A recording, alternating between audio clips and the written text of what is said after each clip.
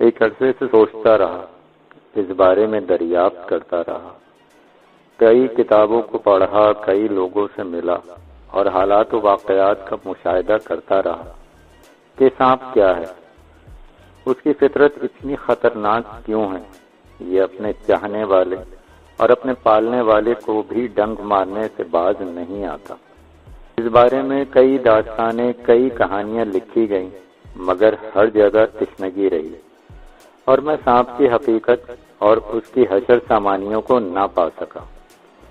फिर मैंने अपनी सोचों, अपने जहन के कोनों में एक नागिन देखी और ये नागिन मेरे वजूद में पलती रही, मेरे जहन के दरीचों में परवान चढ़ती रही।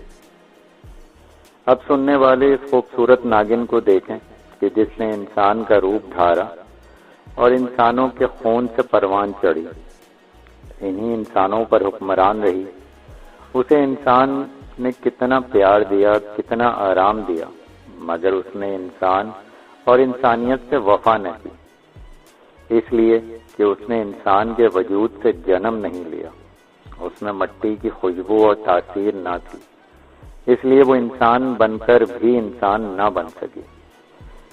इस पुरस्कार नॉवेल में कुछ इंसानी किरदार भी आपको मिलेंगे जिनकी फितरत भी सांपों जैसी थी, और कुछ ऐसे भी हैं जो रब्बे कायनात की कायम की गई हुदूद को नहीं फैलाते और यूं कामयाबी उनके कदम चूमती चली जाती है। नेकी और बदी की जंग अजल से शुरू है और अबद तक कायम रहेगी। आखिर हक को फतह हासिल होती है और बातिल शिकस्त खुर्दा होकर भाग उठता है और फिर नए साजो सामान और मुख्तलिफ रूप धार कर सच्चाई और हक को मिटाने आता है। नागिन ने भी सच्चाई और हकीकत से शिकस्त खाई और अपने अजली अंजाम की तरफ गामजन हुई। जख्मी जख्मी नागिन का जिस्म गुनाहों की आग में झुलसने लगा, मगर अभी उसका सर कुचला नहीं गया। देखें, बदी और शैतानी ताकतों की अलमबरदार नागिन शायद फिर फन उठाए, मगर ईमान और सच्चाई की ताकत भी उसके सामने चट्टान बनकर खड़ी रहेगी। मुझे आपके ख्यालात और नजरियात का इंतजार रहेगा कि मैं अपनी इस कोशिश में कहां तक कामयाब हुआ। आपके कमेंट्स का इंतजार रहेगा। अगर आपने इस कहानी को शुरू से नहीं सुना तो डिस्क्रिप्शन में आपको इसका लिंक मिल जाएगा। आइए चलते हैं कहानी के अगले हिस्से की तरफ। थोड़ी देर बाद बैदों के बरसने और साधना और कौशलिया की चीखों की आवाजें मुसलसल आने लगी। कमरे में मौजूद तमाम कनीजें सहम चुकी थीं, जबकि प्रिया मुस्कुराते चेहरे के साथ एक हाथ में शराब का जाम लिए चुस्कियां लेने लगी और दूसरे से अपने सीने पर पड़ी खूबसूरत चोटी से खेलने लगी और शोख नजरें तड़पती कौशलिया और साधना पर जमा दी। यही वो लम्हा था जब चांद की तरह चमकती टेंड अमावस की सियाह शक्ल का सामरी जादूगर शहर से दूर पुरानी शमशान घाट में बूढ़े बरगद के दरख्त के नीचे अपने गुरु की बदरू से राब्ते के लिए एक टांग पर खड़े होकर नर्क जाप शुरू कर चुका था। सामने लकड़ियों का छोटा सा अलाव जल रहा था। सामरी के कांधे पर एक काना उल्लू बैठा हुआ था। सियाह काली रात आग की रोशनी में सीधे हाथ में इंसानी खोपड़ी और उल्टे हाथ में पिंडली की हड्डी थामे उसके होंठ हिल रहे थे और उस वक्त वो खुद एक बदरू बना हुआ था। कुछ देर बाद वो जमीन पर आलती पालती मारकर बैठ गया। खासी देर तक इसी हालत में वो कोई मंत्र पढ़ता रहा और थोड़ी थोड़ी देर बाद वो खोपड़ी जमीन पर रखकर सामने पड़े प्याले से मुट्ठी भरकर कोई चीज उठाकर आग में फेंक देता, जिससे आग मजीद भड़क उठती। काफी देर यह अमल जारी रखने के बाद अचानक कब्रिस्तान का सन्नाटा चमगादड़ों की चीखों से टूट गया। तमाम चमगादड़ें अपने ठिकानों से बाहर निकलकर फिजा में चक्कर लगाने लगी। बिल्लियां, कुत्ते अपने अपने बिलों से निकलकर मनहूस आवाजों के साथ रोने लगे। सामरी के कांधे पर बैठा एक आंख वाला उल्लू सामरी ने पकड़कर आग के अंदर फेंक दिया और उसके साथ ही दाएं हाथ में पकड़ी इंसानी खोपड़ी भी आग में झोंक दी। फौरन ही एक चटाख पैदा हुई और खोपड़ी टुकड़े टुकड़े होकर फिजा में बिखर गई और आग बुझ गई। अब 400 मुकम्मल अंधेरा था। अलाव से अब सिर्फ गाढ़ा गाढ़ा धुआं उठ रहा था और धुएं से अब किसी जानदार शय के हेवला नजर आने लगा। हेवला आहिस्ता आहिस्ता वाज़ेह हो रहा था। उसके लंबे दांत कई फीट के थे और दर्जनों काले गलीज बाजू थे। आंखों के ढेले बाहर निकलकर लटक रहे थे और लंबी जबान बार बार अंदर बाहर कर रहा था। सामरी खुशी से उछलने लगा। उसने गुरु उस्ताद की बदरू आ गई थी। उस्ताद, उस्ताद मुझे पहचान। सामरी ने गुरु की बदरू को मुतवज्जे किया।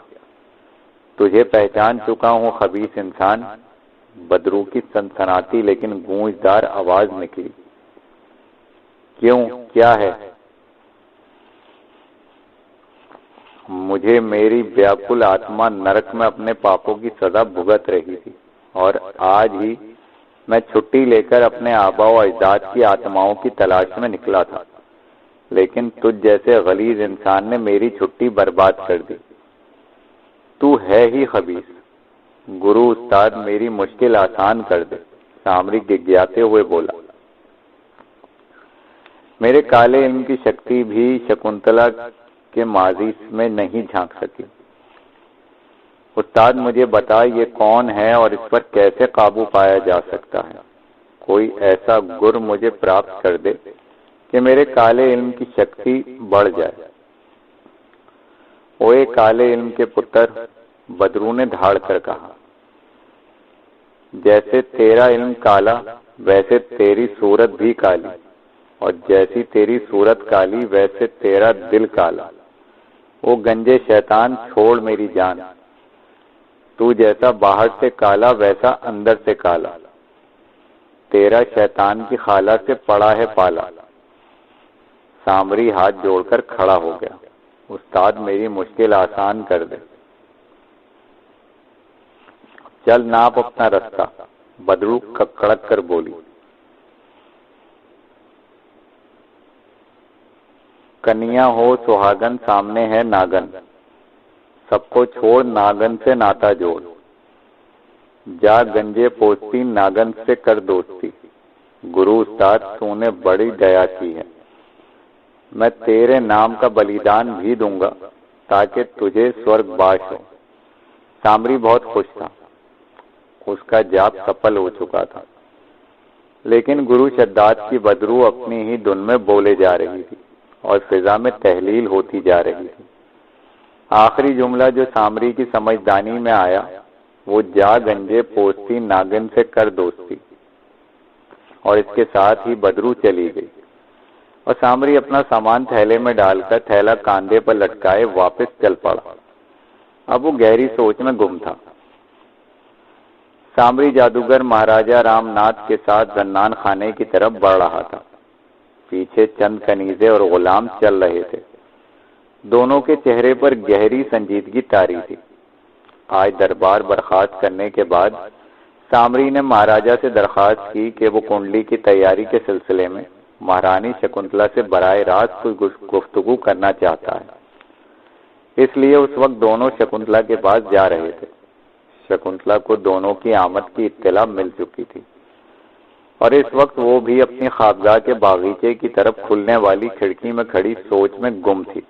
उसने एहतियातन तमाम खिड़कियां खोल दी थी ताकि हालात खतरनाक हों तो फरार होने में आसानी हो। वो सोच रही थी कि कहीं सामरी अपने जादू की मदद से उसका राज तो नहीं जान चुका। अगर ऐसा हो गया तो बड़ी मुश्किल दरपेश होगी। बना बनाया खेल चौपट हो जाएगा।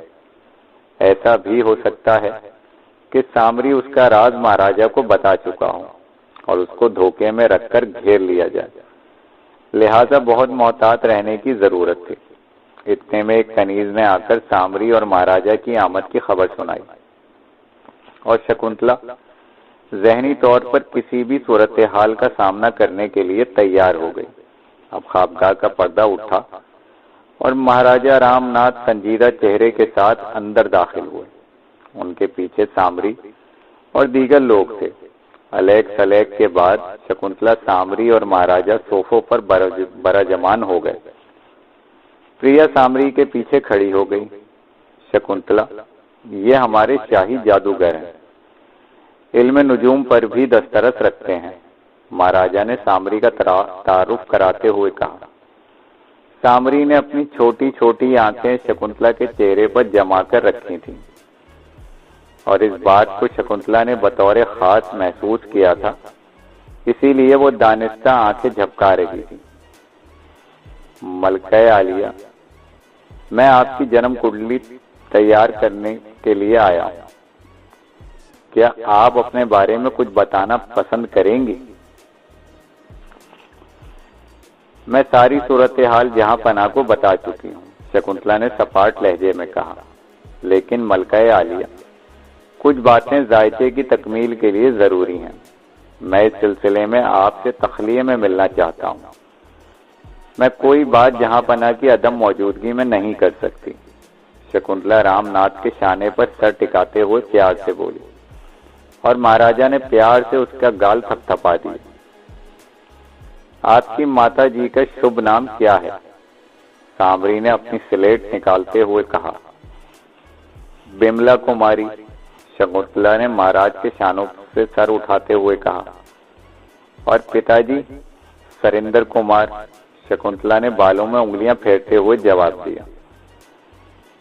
लेकिन आप ये सब कुछ पूछकर क्या करेंगे? शकुंतला ने बोर होने के अंदाज में जमाई लेकर कहा।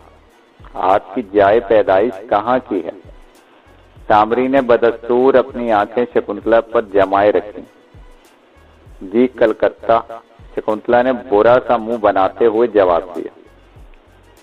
चलें सामरी जी, अब हमारी मलका को ज्यादा परेशान ना करें, महाराजा ने शकुंतला के चेहरे पर छाई बोरियत भांप कर कहा और खड़े हो गए। लिहाजा सब लोग फौरन खड़े हो गए और महाराज से इजाजत पाकर कमरे से बाहर निकल गए। प्रिया और शकुंतला की आंखें चार हुईं और शकुंतला ने बाईं आंख से उसे खुफिया इशारा दिया और प्रिया भी सामरी के पीछे बाहर निकल गई। अब चंद कनीजें और सिपाही सामरी के साथ थे और प्रिया बिल्कुल सामरी के बराबर चल रही थी। सामरी जी, प्रिया ने खनकती हुई आवाज में सामरी को मुखातिब किया। मेरा भी जायचा बना दें। सामरी ने पहली बार प्रिया को भरपूर नजरों से देखा। बिल्कुल कमसिन और इंतहाई खूबसूरत सांवली सलोनी सी लड़की, रेशमी साड़ी पहन रखी थी। जरूर जरूर, क्या नाम है तुम्हारा कन्या? जी प्रिया। कौन हो तुम? मैं जी कनीज़े खास हूँ। ओह अच्छा, जायचा बनवाने के लिए तुम्हें मेरे साथ हवेली चलना होगा। जरूर चलूंगी, बल्कि आप मुझे अभी अपने साथ ही ले चलें। मलका से पूछ लिया है, वो मुझे कुछ नहीं कहती। अच्छा तो फिर आओ मेरे साथ। और प्रिया उसके साथ चलती हुई महल से बाहर आ गई। शाही महल के सदर दरवाजे पर सामरी की बग्गी मौजूद थी। प्रिया सामरी के साथ बैठ गई। वो जानबूझकर सामरी के बिल्कुल साथ लगकर बैठी थी और रास्ते भर सामरी से हंस हंसकर बातें करती रही। दौरान गुफ्तगू कई बार उसने अपना वजन सामरी पर डाल दिया। सामरी ने शादी ना की थी और वो अकेला ही अपनी हवेली नुमा कुटिया में रहता था। उसकी कुटिया शहर से बाहर निकलकर वीराने में थी, जहां दूर तक आबादी ना थी। बग्गी खासी देर चलती रही और फिर पक्के रास्ते से उतरकर कच्चे रास्ते पर चलने लगी। अब पथरीली जमीन शुरू हो चुकी थी। काफी देर चलने के बाद बग्गी हवेली नुमा कुटिया के सामने खड़ी हो गई। सामरी ने नीचे उतरकर पीछे देखा तो प्रिया जानबूझकर बग्गी के पायदान से नीचे उतरने में ऐसे हिचकिचाने लगी जैसे डर रही हो। तब सामरी ने उसका हाथ पकड़कर उसे उतारने की कोशिश की तो वो दानिस्ता उसके ऊपर आ गिरी। सामरी गिरते गिरते बचा और दोनों हंसने लगे। यह हवेली स्याह पत्थरों से तामीर की गई थी। सदर दरवाजे पर 2 पहरेदार खड़े थे जिन्होंने उनकी आमद का नोटिस ना किया और मुस्तैद खड़े रहे। उनकी आंखें बिल्कुल गोल थीं जो तेजी से दायरे में घूम रही थी। दरवाजा उनके करीब पहुंचते ही खौफनाक चरचराहट के साथ खुद ब खुद खुलता चला गया। सदर दरवाजे से गुजरकर लंबी डेवड़ी थी। हवेली अंदर से स्याह काली थी और प्रिया को खौफ महसूस होने लगा था। डेवड़ी खत्म होने के बाद कुशादा सहन था जहां एक तरफ कुछ काले स्याह मजदूर खुदाई कर रहे थे। उनकी शक्लें भी अजीबो गरीब थीं और आपस में कोई बात ना कर रहे थे। हालांकि तादाद में अच्छे खासे थे। सहन पार करके बरामदा था। अचानक प्रिया को महसूस हुआ कि सामरी के अलावा भी कुछ लोग उसके साथ चल रहे थे। उसने एकदम दाएं बाएं और पीछे देखा लेकिन कोई आदमी नजर न आया। लेकिन एहसास बदस्तूर कायम था। प्रिया की दिल की धड़कन तेज हो गई। सामरी चलते चलते एक कमरे के बड़े से दरवाजे पर रुक गया। दरवाजा जरूरत से ज्यादा बड़ा था। फिर दरवाजे के दोनों पट एक झटके के साथ अंदर की तरफ खुल गए। दोनों अंदर दाखिल हुए। ये बहुत बड़ा कमरा था। दरवाजा खोलने वाला कोई ना था। अलबत्ता काफी दूर कमरे के वस्त में एक लड़की खड़ी थी। सामरी चलते चलते उसके पास पहुंचकर एक साथ रुका तो लड़की के होंठ हिले और नमस्ते की एक गूंजदार आवाज उभरी। प्रिया चौंक पड़ी। उसे यूं महसूस हुआ जैसे आवाज किसी गुंबद से टकराकर आई हो, क्योंकि चारों तरफ से यकसा सुनाई दी थी। लड़की की शक्ल कुछ पुरस्कार थी। उसकी आंखें और नाक का दरमियानी फासला खासा ज्यादा था, जबकि होंठ और थोड़ी बिल्कुल साथ साथ थे। सामरी ने सर हिलाकर जवाब दिया और आगे बढ़ने लगा। लड़की भी साथ साथ चलने लगी। लेकिन ये क्या? प्रिया धक से रह गई। लड़की चल नहीं रही थी बल्कि जमीन से एक बालिश ऊपर थी और उसके पैर पिछली रुख थे और उनके साथ साथ यूं जा रही थी जैसे हवा में तैर रही हो। प्रिया एकदम खौफजदा हो गई और चीख कर सामरी से जा लिपटी। उसके हवास उसका साथ छोड़ गए और वो सामरी के बाजुओं में बेहोश होकर गिर पड़ी। प्रिया को जब होश आया तो वो एक सजे सजाए कमरे में थी। तमाम कमरा नजर न आने वाली रोशनियों से दिन की तरह मुनव्वर था। उसे ये कमरा शाही महल के किसी कमरे की तरह महसूस हुआ। सामरी एक बड़ी कुर्सी पर उसके पास बैठा था। अब कैसी हो? सामरी ने मुस्कुराकर पूछा। वो कहाँ है? प्रिया सहमे हुए लहजे में बोली। फिक्र ना करो, मेरे होते हुए तुम्हें कुछ नहीं होगा। यह हवेली सामरी जादूगर की हवेली है। यहाँ की हर बात तुझे अकल से परे मालूम होगी। मैं कहाँ हूँ? अभी मेरी हवेली में ही है और महफूज है। डरने की कोई बात नहीं। तू मेरे साथ अपनी जन्म कुंडली बनवाने आई थी, है ना? मुझे वापस शाही महल ले चलो। मेरा नाम सामरी जादूगर है। सामरी एकदम संजीदा हो गया। मुझे पता है कि तू किस कारण मेरे साथ आई है। तुझे जायचा वायचा कोई नहीं बनवाना। तो सिर्फ मेरे ऊपर अपनी अदाओं का जादू जगाने आई थी। परंतु ये बात तुम्हें और तुम्हारी मलका को नहीं मालूम कि सामरी की शक्ति क्या है। सामरी लोगों के दिलों में भी झांक सकता है।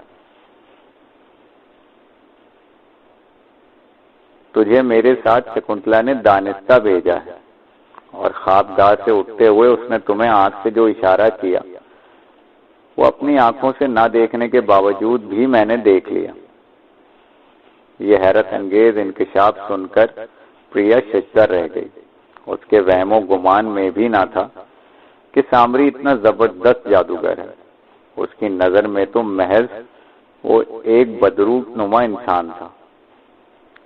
और सुनो लड़की, सामरी ने नजरें प्रिया पर गाड़ कर कहा, शकुंतला को जाकर कह देना मैं जानता हूं वो कौन है, और जब कल सुबह महाराजा दरबार चले जाएंगे मैं उससे मुलाकात करने के लिए आऊंगा। उसको कहना कि ख्वाबगाह के दरवाजे बंद रखे और किसी कनीज को अंदर ना रहने दे। बंद दरवाजे होंगे तो आप कैसे आएंगे? प्रिया ने डरते डरते पूछा। मेरा जादू सर चढ़कर बोलता है लड़की, बस उसे तुम मेरा संदेश पहुंचा देना। चलो अब तुम्हें महल ले चलें। प्रिया बिस्तर से नीचे उतरकर जूते पहनने लगी।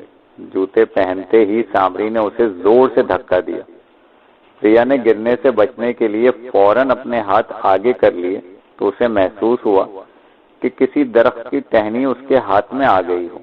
जैसे ही उसने नजर उठाई, हक्का बक्का रह गई। वो बगौर चारों तरफ देखने लगी। लोग आ जा रहे थे और वो शाही महल के बागीचे में एक दरख्त की टहनी थामे खड़ी थी।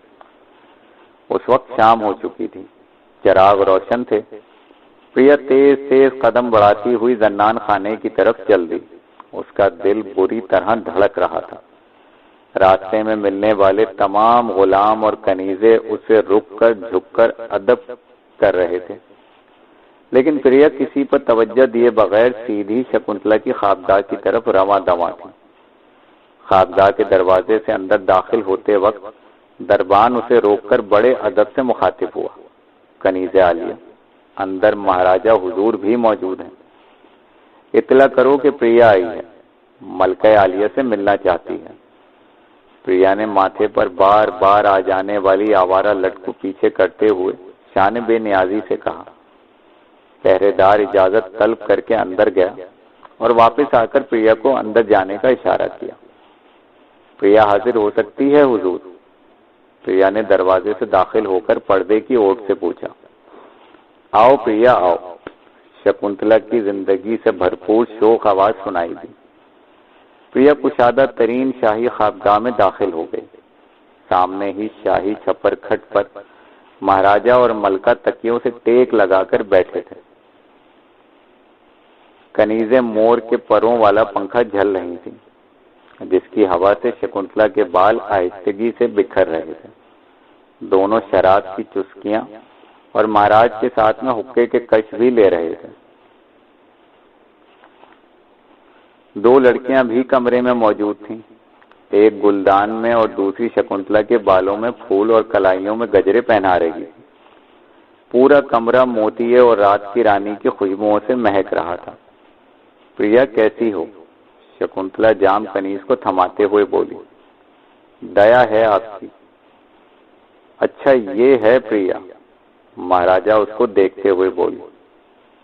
प्रिया ने फौरन खासा झुककर और दोनों हाथ माथे तक ले जाकर सलाम किया और अपने नर्म और नाजुक हाथ महाराजा के पांव पर रख दिए। शकुंतला, वो कौशल्या कहाँ है? कई दिनों से नजर नहीं आ रही। जहां पना उसने मेरे साथ बदतमीजी की थी, जिसकी वजह से उसको कनीज़े खास के ओहदे से हटा दिया गया। प्रिया को कनीज़े आलिया और कौशल्या को उसकी खिदमतगार बना दिया गया है। बहुत खूब। मगर शकुंतला, तुमने पहले ना बताया कि उसने बदतमीजी की है। किसी की क्या मजाल जो तुम्हारी शान में गुस्ताखी करे। मगर वो है कहाँ? भाई हमारा तो बड़ा ख्याल रखती थी, महाराजा मायनी खेज अंदाज में बोले। तो प्रिया फौरन झुकी और महाराजा के पांव चूमने लगी और बोली, कनीज भी तो आपकी ही दासी है। हुक्म करें, प्रिया हर खिदमत के लिए हाजिर है। हुजूर वाला अगर इजाजत मरहमत फरमाएं तो मैं कनीजों के हमरा बाग की सैर कर आऊं। शकुंतला ने मौका मुनासिबत जानते हुए इजाजत तलब की। क्यों नहीं, लेकिन मलका जल्दी आ जाइएगा। महाराजा ने माहौल की मुनासिबत से इनकार मुनासिब न समझा। शकुंतला पलंग से नीचे उतरने लगी तो प्रिया ने फौरन जूते पांव में पहनाए और दो कनीजे लिबास दुरुस्त करने लगी। सुनो प्रिया, महाराज ने आवाज दी, जरा कौशल्या को मेरे पास भेज देना, उससे कोई काम है। जी अच्छा हुजूर। प्रिया ना कहने की जुर्रत ना रखती थी, लेकिन सोचने लगी कौशल्या कहीं महाराजा की ज्यादा लाडली हुई तो गड़बड़ ना हो जाए। मलका आलिया अब क्या करें?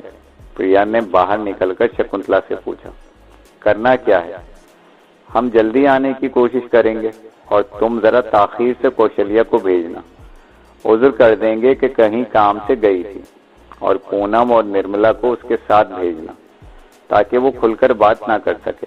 और सुनो, पूनम को अभी रवाना कर दो कि वो कौशल्या का हुलिया दुरुस्त कर दे, और भेजने से पहले उसको अपने तरीके से समझा देना। शकुंतला उसको समझाने लगी। आप फिक्र ना करें मलका आलिया, प्रिया उम्र में कम जरूर है मगर अकल में पूरी है। पूनम जी कनीज़े आलिया, तुम फौरन भोजन खाने जाओ, वहां कौशल्या कनीजों गुलामों के लिए तंदूर पर रोटियां पका रही होगी। उसे लेकर हमारे कमरे में आ जाओ और उसका श्रृंगार वगैरह करो और उसे खूबसूरत लिबास पहना दो। उसकी जगह पर किसी और की ड्यूटी रोटियां पकाने पर लगाओ। जी कनीज़े आलिया। ये कहकर पूनम सादतमंदी से सर झुकाकर चल दी। शकुंतला और प्रिया आगे आगे थीं और तमाम कनीजें उनके पीछे पीछे चल रही थीं। थोड़ी देर बाद गुलाम गर्दिश से निकलकर लंबे बरामदे में चलने लगे। तमाम रास्ते पर कालीन बिछा था और बरामदा बेशुमार शमों के जलने से मुकम्मल रोशन था। अब वो बागीचे में दाखिल हो रही थी। हर तरफ किस्म किस्म के फूलदार पौधे अपनी अपनी बहार पेश कर रहे थे। मुनासिब वक्फों से सरों के पौधे भी थे। अब प्रिया ने पीछे देखकर बाकी कनीजों को फासला बढ़ाने का हुक्म दिया और खुद साड़ी संभालकर दौड़कर मलका के करीब पहुंच गई। प्रिया, तुम आज सामरी के साथ गई थी, क्या रहा? तौबा तौबा मलका आलिया, वो तो इतना बड़ा जादूगर है कि रोए जमीन पर उस जैसा ना होगा। प्रिया ने शुरू से आखिर तक तमाम वाकयात मनोअन शकुंतला को सुनाए। शकुंतला कुछ सोचते हुए बोली, इसका मतलब ये है कि वो हमारा राज पा चुका है। कैसा राज मलका आलिया? प्रिया हैरानगी से बोली, जो हमने तुम्हें बताने का वादा किया। आज सुबह महाराज के दरबार जाने के बाद और सामरी के आने से कबल तूने मेरे पास आना है। मैं तुम्हें सारी बात समझा दूंगी। सामरी ने अगर वो राज महाराजा को नहीं बताया और हमसे मिलना भी चाहता है तो इसका मतलब ये हुआ कि वो कुछ लेन देन करना चाहेगा। चलो देख लेंगे। मलका जैसे अपने आप से बातें कर रही थी और फिर बोली, चलो प्रिया, अब तुम जाओ और फौरन कौशल्या को महाराजा के पास भेज दो। हम भी थोड़ी देर में पहुंच रहे हैं। प्रिया जब अपने कमरे में वापस आई तो पूनम दूसरी कनीजों के साथ मिलकर कौशल्या का बनाव सिंगार तकरीबन मुकम्मल कर चुकी थी। मुख्तसर चोली और रंगीन घाघरा पहने वो खासी सुंदर लग रही थी और हैरान थी। प्रिया के आते ही उसकी आंखों में खौफ लहराने लगा। प्रिया ने आते ही तमाम कनीजों को बाहर जाने का इशारा किया। सिर्फ पूनम और निर्मला वहां रह गईं। कनीजों के बाहर निकलते ही प्रिया ने फौरन कमरा अंदर से बंद करने का हुक्म दिया। निर्मला आगे बढ़ी और चरखनी चढ़ा दी। पूनम, मेरा बैद लाओ, प्रिया ने कहा। कौशल्या यकदम सहम गई और प्रिया की तरफ मुतरन्नम नजरों से देखने लगी। प्रिया ने फौरी तौर पर आगे बढ़कर कौशल्या के शानों पर खूबसूरती से बिखरे हुए बालों को बेदर्दी से अपनी मुट्ठी में लेकर जोरदार झटका दिया। कौशल्या सिसकने लगी। अब उसका सर बालों के साथ नीचे हो गया और उसके लंबे बाल प्रिया की मुट्ठी में थे। प्रिया उसे इसी तरह खींचती हुई चलने लगी और सोफे पर बैठकर बोली, सुनो कौशल्या, इस समय तुझे महाराजा ने याद किया है, इसलिए तुम्हें तैयार कराकर वहां भेजा जा रहा है। सुन रही हो ना मेरी बात? प्रिया उसके बालों को जोरदार झटका देकर बोली, जी कनीज़े आलिया। तकलीफ की शिद्दत से कौशल्या दोहरी हुई जा रही थी। तुमने अगर वहां कोई ऐसी वैसी बात करने की कोशिश की तो वापस आकर तुम्हारा हशर नशर कर दिया जाएगा। तुमने महाराजा से सिर्फ हूं हां में बात करनी है कोई शिकवा शिकायत या फालतू बात नहीं करनी। ये कहते हुए फिर जोर से उसके बालों को झटका दिया, वरना सारी रात यहाँ उल्टा लटका कर रखूंगी और खाल उधेड़ दूंगी। ऐसा ही होगा कनीज़े आलिया, कौशल्या बमुश्किल आवाज निकाल रही थी। तब प्रिया ने उसके बाल छोड़े और पूनम और कमला से मुखातिब हुई, तुम दोनों ने इस पर पूरी नजर रखनी है, इसके साथ जो होना है, जो हुक्म कनीज़े आलिया। महाराजा दरबार जा चुके थे और शकुंतला का बनाव सिंगार कनीज़े कर रही थी। शकुंतला ने मुख्तसर चोली और इंतहाई बड़ी गरारा जिसमें सब सुर्ख और पीले रंग इस्तेमाल किए गए थे पहना हुआ था। लंबी घनेरी जुल्फें खोलकर उसके शानों और सीने पर बिखराई गई थी। ये रूप उसने खास तौर पर सामरी के लिए सजाया था। उसे पता था कि मर्द चाहे कितना भी कठोर क्यों ना हो, औरत का हुस्न और जवानी उसको कुछ न कुछ जरूर पिघलाते हैं। अभी कनीज़े उसे आखिरी टच दे ही रही थी कि प्रिया मुस्कुराती हुई अंदर दाखिल हुई और आते ही मलका की इजाजत से सब कनीज़ों को बाहर निकाल दिया और शकुंतला से गोया हुई, मलका आलिया, बस किसी भी वक्त सामरी नाजिल हो सकता है। सुनो प्रिया। शकुंतला एक कुशादा मोड़े पर बैठकर बोली, मेरी बात सिर्फ तुम तक रहनी चाहिए। मेरी बात सिर्फ तुम तक रहनी चाहिए। अपना ये राज पूरी दुनिया में सिर्फ तुम्हें बता रही हूं। तुम अगर मेरी वफादार रही तो मुझे भी अपना मददगार पाओगी। सुनो। शकुंतला प्रिया के चेहरे पर अपनी नजरें मरकूज कर कर बोली, मैं इंसान नहीं हूं। जी? प्रिया एकदम गड़बड़ा गई। सुकून से मेरी बात सुनो।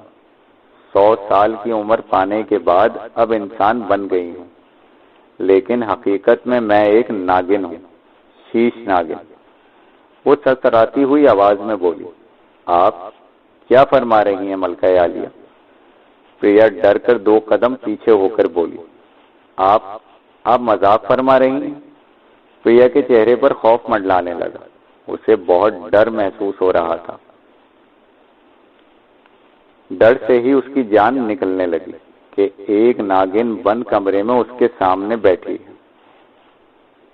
थोड़ी ही देर में प्रिया का जिस्म पसीने से शराबूर हो गया और उस पर खौफ तारी हो गया। डरो नहीं प्रिया, मैं नागिन थी, परंतु अब एक इंसान हूं। मेरे अंदर तमाम खुसूसियात हैं। मैं एक मुकम्मल लड़की हूं, अक्लो फहम भी रखती हूं। शकुंतला इंतहाई सुकून से कह रही थी, तुम्हें मुझसे डरने की कोई जरूरत नहीं। ये बात अब या तुम्हें पता है या गालिबन सामरी इस राज को पा चुका है। सामरी की शक्ति बहुत ज्यादा है नागिन लड़की। अचानक कमरे में सामरी की कड़कदार आवाज गूंजी। दोनों ने गर्दन फेर कर देखा तो सामरी जादूगर शकुंतला के पलंग पर जूतों समेत दराज था। उसके एक हाथ में किसी जानवर की पिंडली की बोसीदा हड्डी थी। सामरी का जादू कभी झूठ नहीं बोलता, हमेशा सच चढ़ कर बोलता है। आओ सामरी आओ, शकुंतला को तुम्हारा ही इंतजार था। प्रिया के अब अवसान खता हो चुके थे। उसे महसूस हो रहा था कि अब ज्यादा देर वो अपने पैरों पर खड़ा न रह सकेगी। सामरी चाहता तो तुम्हारा राज को पल भर में महाराजा तक पहुंचाकर तेरा क्रियाक्रम करवा चुका होता, लेकिन अफसोस कि गुरु उस्ताद शद्दाद जादूगर की बदरू ने मुझे इस काम से मना कर दिया। अब गुरुजी के हुक्म को टालना सामरी के बस में कहा। सुनो सामरी। शकुंतला अपनी जुल्फों को झटक कर शहाना अंदाज में चलते हुए सामरी के बिल्कुल करीब आ गई। अगर तेरे गुरु ने तुझे मेरे खिलाफ चलने से मना किया है तो जरूर वो मेरी महान शक्ति को समझता होगा। नागिन, सामरी जोर से धाड़ा, तेरी शक्ति गुरु उस्ताद के सामने ऐसी ही है जैसे हाथी के सामने चूंटी। मैं चाहूं तो अभी तुझे नर्क में झोंक दूं, पर मुझे गुरु की बदरू शद्दाद ने मना किया है और मुझे काली के मंदिर में नौजवान कन्या का बलिदान करने की हिदायत भी की है। मैं समझ गई। सामरी सारी बात समझ गई। शकुंतला मोड़ा खींचकर पलंग के करीब लाकर सामरी के चेहरे के करीब बैठ गई और बोली, तुम्हारा गुरु और तू काली के सेवक हो, जो जुल्म की देवी है, और हम नाग देवता के पुजारी हैं, जो रहम करना नहीं जानता। हम दोनों ही सामरी जालिम की गोद में परवान चढ़े हैं। क्या तुम अपने किसी जाप या काली देवी पर बलिदान करते वक्त किसी मनुष्य पर दया करते हो? बिल्कुल नहीं, सामरी गर्जा। जाप या इंसानी कुर्बानी के दौरान रहम करना देवताओं की तौहीन है। मैं भी यही कहती हूँ सामरी। मुझे भी इंसान बनाने के लिए इंसानों ने ही अपने जैसे इंसानों के 100 साल तक नाग देवता को बलिदान पेश किया, और अब मुझे अपना इंसानी वजूद कायम और जवानी बरकरार रखने के लिए हर माह इंसानी खून की जरूरत होती है। अब अगर शकुंतला या सामरी आम इंसानों पर रहम करना शुरू कर दें तो देवता नाराज हो जाएंगे। इसी तरह अगर हमने एक दूसरे के खिलाफ काम किया तो भी देवताओं का अजाब हम पर नाजिल होगा। सामरी, आओ हम मिलकर अपनी आशाओं को पूरा करें। जाहिरी शक्ल सूरत की तरह बातें भी खूबसूरत करती हो नागिन। सामरी एक उंगली से उसकी थोड़ी उठाते हुए बोला, तुम्हारी बातों पर मैं कभी एतमाद ना करता अगर मेरे गुरु ने मुझे तुम्हारे खिलाफ काम करने से मना ना किया होता, क्योंकि मुझे पता है कि तू सांप है और सांप किसी का दोस्त नहीं होता। सांप बेवफाई की अलामत है। तुम लोग तो अपनी नस्ल के दुश्मन हो। सामरी, शकुंतला खड़ी हो गई और मसनूई जलाल से बोली,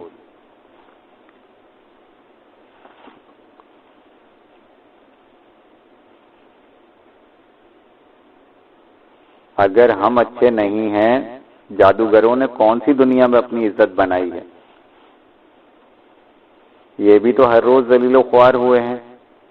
कभी किसी मुकाम पर जादूगर बादशाह नहीं होता। तुम्हारी तरह अगर अपने आप को बहुत बड़ा जादूगर कहलवाता है तो उसका मुकाम और उसकी ज्यादा से ज्यादा इज्जत ये होती है कि वो किसी आम इंसान की हुकूमत में शाही जादूगर बनकर बादशाह के पीछे दिन रात दुम हिलाता रहता है। शकुंतला, सामरी गुस्से से मुट्ठियां भींचकर खड़ा हो गया। शकुंतला सच कह रही है सामरी। सामरी कहलाते तुम जादूगरों के बादशाह हो और शकुंतला को पैगाम भिजवाते हो कि कमरे के दरवाजे बंद रखना, मैं मिलने आऊंगा। एक आम से महाराजा का तुम्हें इतना डर है कि गंदी नाली की मोरी से अंदर आते हो।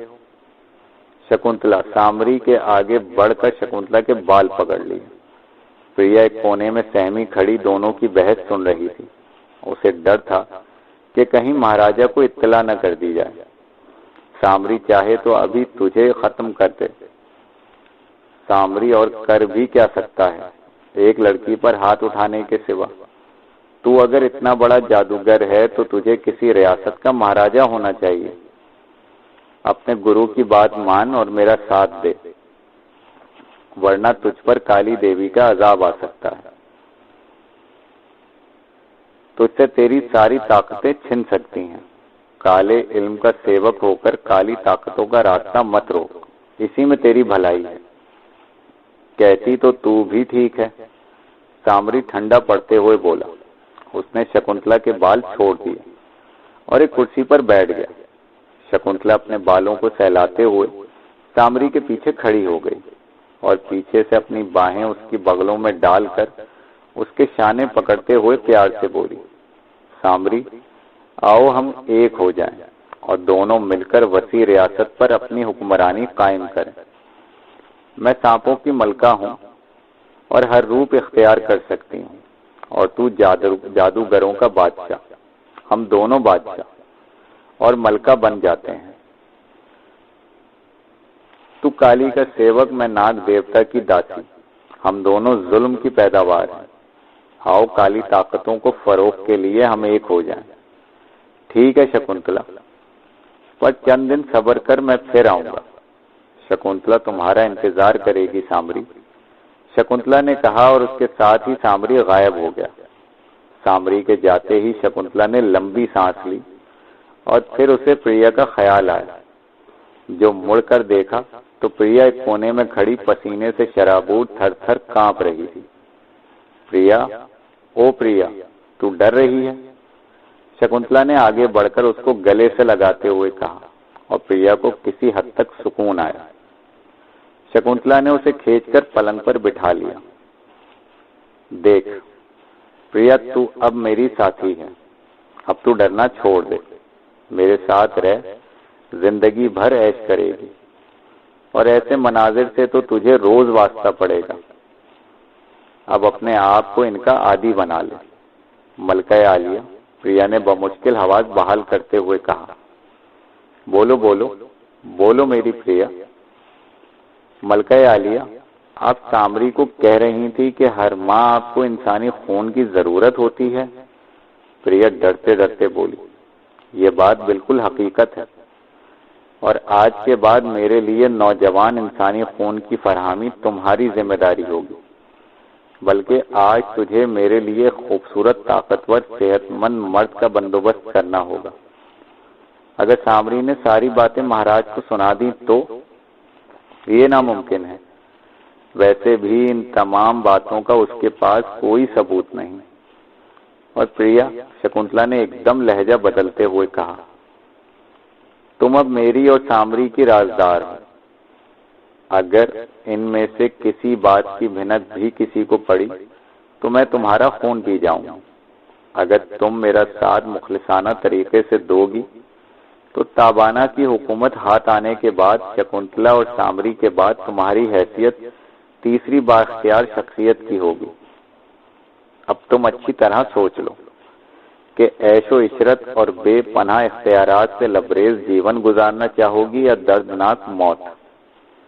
आखिरी अल्फाज कहते हुए शकुंतला के लहजे में बेपनाह सफाकी थी, जिसको महसूस करके प्रिया शकुंतला के कदमों में गिर गई। मैं तो आपकी दासी हूँ हुजूर, आपकी बात को कैसे टाल सकती हूँ? आप मुझे मोम की गुड़िया समझें, जिस तरह मोड़ेंगी मुड़ जाऊंगी, जो रूप भी बख्शेंगी मुझे मंजूर है। आपकी मर्जी पर चलूंगी। शाबाश प्रिया, शाबाश। और देखो, शकुंतला ने उसको नजदीक करते हुए कहा, इंसानी खून पिए काफी अरसा हो गया है। वैसे भी महाराज रामनाथ में जवानों वाली बात नहीं। तुम मेरे लिए आज ही खूबसूरत कड़ियल जवान का बंदोबस्त करना होगा। जो हुक्म मलका आलिया। और प्रिया ने सर झुका दिया।